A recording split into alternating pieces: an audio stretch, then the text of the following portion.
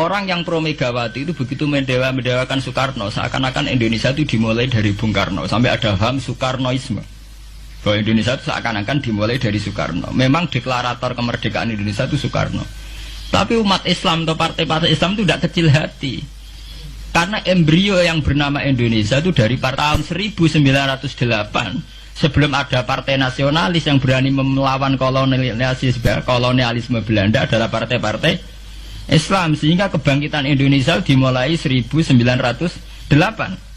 Karena saat itu yang pertama mencetus ide melawan Belanda adalah kiai-kiai Islam. Yaitu saat itu bikin serikat dagang Islam. Terus lama-lama menjadi serikat Islam. Terus lama-lama menjadi partai Islam. Dimulai dari angkatannya Hos Cokroaminoto.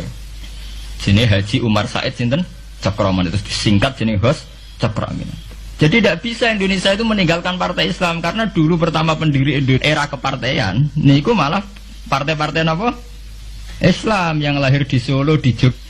Bahkan sebelum ada negara yang bernama Indonesia, itu ada negara yang bernama Demak Bintoro, ada Demak Ngayogyakarta apa? Karto. Itu semua negeri apa? Islam. Ya paham. Sehingga secara kesejarahan kita tidak kalah sama tuanya Soekarnoisme atau partai PNI. Dan sampai kan kita ini kan kayak dinabubukkan seakan-akan Indonesia itu dimulai dari Soekarno. Sehingga nak wani Pak Karno itu koyok-koyok itu kita anti Indonesia. Ya kita tidak mungkin nggak menghormati Soekarno, beliau sebagai pahlawan besar kita hormati. Ya, tapi ya kebesaran Pak Karno demi bangsa Indonesia jangan kemudian direduksi, disederhanakan hanya melewati partai. Ya itu kan namanya pekerdilan. Tentu Pak Karno bikin negara ini ya untuk semua bangsa, bukan untuk PDIP saja, bukan untuk partai-partai marhainisme saja, juga bukan untuk partai-partai yang berfaham Soekarnoisme saja. Ya sama, tapi kita juga adil, sebagai kiai juga adil. Hos Cokroaminoto bikin partai Islam adalah untuk mengusir Belanda dari bumi Indonesia, yang nantinya juga untuk kepentingan semua bangsa Indonesia, tidak hanya yang Islam saja. Ya kita adil, sama-sama adil. Saat nasionalisme ya tidak mengurangi keagamaan, saat keagamaan tidak mengurangi nasionalis. Tapi itu tadi kemudian ini dikerdilkan secara politik. Di sawangannya nak wis duwete Pak Hasim Mbak Mega nasionalis religius itu sudah ditren. Angger duet senengane pasangan nasionalis sampai apa nak nasionalis terus wajib sholat. Apa nak religius terus gak wajib nasional? Sebetulnya itu kan wajib. Apa kena wong Indonesia terus wajib sholat hanya karena atas nama nasionalisme? Apa nak gue ngiyai terus wajib bayar pajak? Itu kan pengkerdilan, proses pembohongan ya. Pembohongan secara publik. Itu dibodokno, sedurunge bodoh, itu kan itu kan repot. Namanya sedurunge bodoh dibodokno kenapa? Nurut. Makanya kalau seneng ya, kayak kemarin Hari Kebangkitan Nasional itu seneng kalau diungkap terus di TV bahwa kebangkitan Indonesia dimulai dari 1908.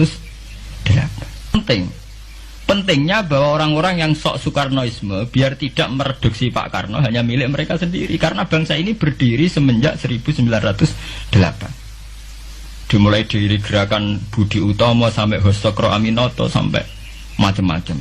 Ya, serikat-serikat Islam. Nah, kita secara sejarah itu sama. Kita sebagai santri juga tidak kalah sejarah. Karena berdirinya nasional sudah lewat para kiai itu. Takono sejarawan manapun, kayak profesor siapa di UI, siapa saja profesor-profesor sejarah bilang bahwa awal kebangkitan Indonesia itu dari partai-partai Islam. Bahkan versi orang nasionalis sekalipun itu bilang.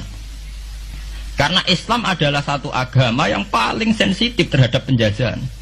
Karena Islam melahirkan satu paham jihad, bahwa ketika ada kolonial Belanda, wong Islam terinspirasi harus jihad. Sehingga lahir partai-partai Islam. Dulu yang dilawan itu perdagangan. Ini kalau cerita sejarah, santri-santri sadar. Jadi santri salaf dengan model sekarang sing raro duit, raro dagang itu sebetulnya mengkhianati pendiri santri. Lho boten niku lho fair. Sing gak seneng dagang, gak seneng mergawe itu mengkhianati pendiri pesantren. Sampai lihat sejarah, tahun 1908 itu namanya tidak SI, tidak Serikat Islam, tapi Serikat Dagang Islam. Karena para kiai adalah melawan dominasi Cina di Surakarta dan dominasi Belanda menguasai sentra-sentra perdagangan. Sehingga yang dilawan pertama adalah piye supaya kolonial gak menguasai aset-aset ekonomi. Sama takokno sejarah cek versi kiai, cek versi buku, asal gak versi klenek. Itu pertama yang dilawan para ulama adalah penguasaan aset ekonomi oleh Cina dan Belanda, sehingga mereka bikin serikat dagang Islam.